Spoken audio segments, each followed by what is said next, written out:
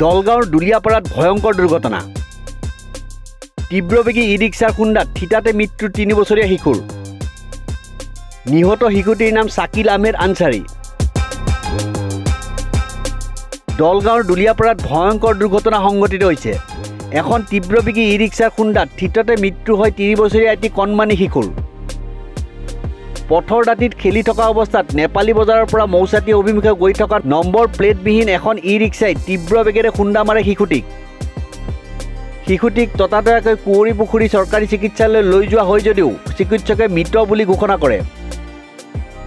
ঘটনাস্থলীত দৈপাম আৰক্ষী উপস্থিত হৈ ই ৰিক্সা চালকক গ্ৰেপ্তাৰ কৰাৰ লগতে দুৰ্ঘটনা সংঘটিত কৰা বাহনখন জব্দ কৰে।